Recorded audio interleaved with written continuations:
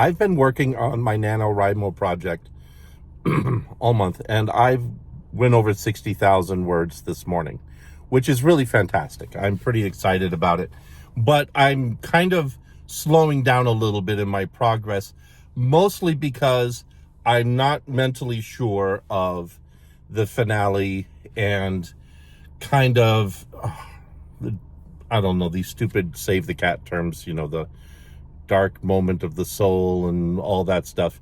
But I have a lot of stuff working into it. Like, I definitely decided to create a villain. I wasn't intending to have a villainous character yet. And I wish he weren't a villain, but this is my first novel, right?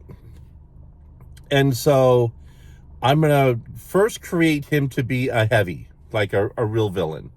And if there's any way that I can keep him from being a villain that, has the villain's end, where they have to kill him and all sorts of stuff, or if there's something else they can do, then we'll do that. I'm not interested really in having this novel be about killing people. I mean, it is science fiction, and the whole genre is loaded with all sorts of that kind of stuff. Mass murders, all sorts of holocausts. I mean, science fiction is loaded with some of the worst garbage. But I love science fiction, but I'm going to try to write this in such a way that nobody has to die, and that's because nobody on board this spaceship needs to be a killer. Now, the protagonist is an Army veteran. He has seen a lot of combat. He was a combat soldier for 10 years in a protracted civil war where his side lost. And his name is Jeb, or Jebediah Bartholomew.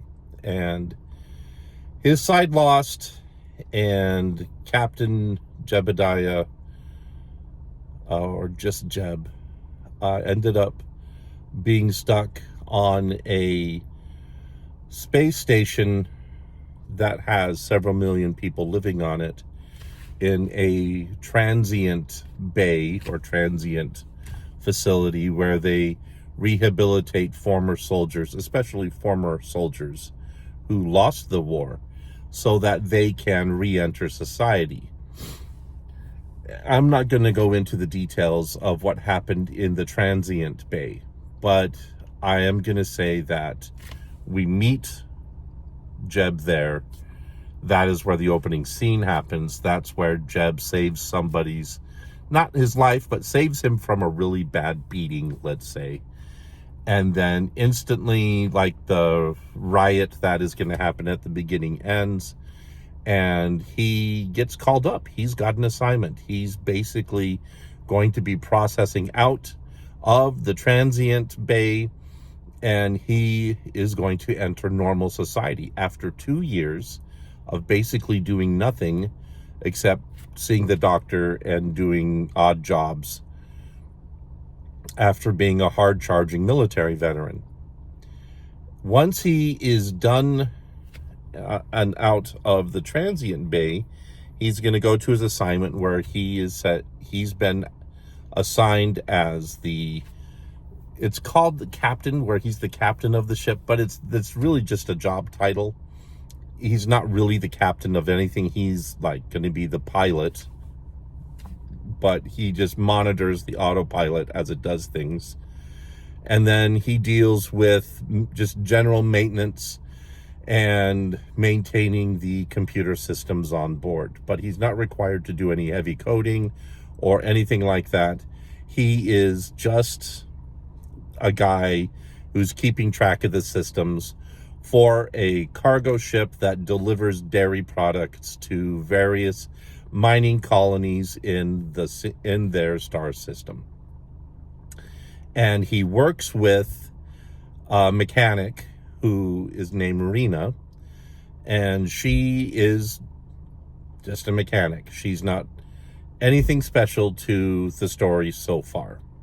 Now, that's just the beginning. That's where we're setting it up. and I invest a little time in creating a congenial relationship between Jeb and Rena, where the two of them can work together. And they, as far as they are concerned, this is just a job. And it's going to just be a job as far as they know. Of course, that isn't how things work. And they soon realize that they get trapped into something that has the potential to be a good thing if they work super hard. And the trap is created by the owners of the milk truck that they drive around the star system, because of the bad behavior of their past captain, who is named Kim. And so Kim is the adversary figure in the story. And so I've been working on this whole idea of Kim being the adversary, and I don't know about him being a full-on villain, but in the end, when I'm writing this, I don't know if he ends up dying or if he ends up just going to prison, because there's no reason for Jeb or Rena to kill him, as far as they're concerned. Like, Jeb isn't in the military anymore, and killing people isn't what Rena does. She's a mechanic. That's what she went to school for. That's her entire purpose, the entire purpose of her existence, which I'll go into more. And so it's an exciting thing. There is a third character. The third character is someone who is very prominent and is part of why Jeb and Rena are caught up in this really ridiculous trap. And her name is Sylvia. So there we go. That's the beginning of my novel. I'm really excited about it. I hope it turns into something really good. Like I said, I'm 60,000 words into the project.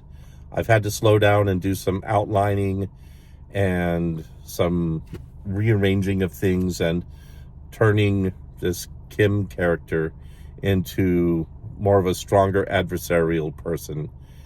But I don't want him to die. That would be silly. In the context of this story, like I said, though, this is science fiction, and people die in science fiction novels. So it's just, I don't think it's necessary in this story. Maybe in my second novel, we'll have that kind of crazy stuff. But in this one, it's not necessary. Anyway, thank you so much for watching my video. You guys have a very nice day. See you later. Bye.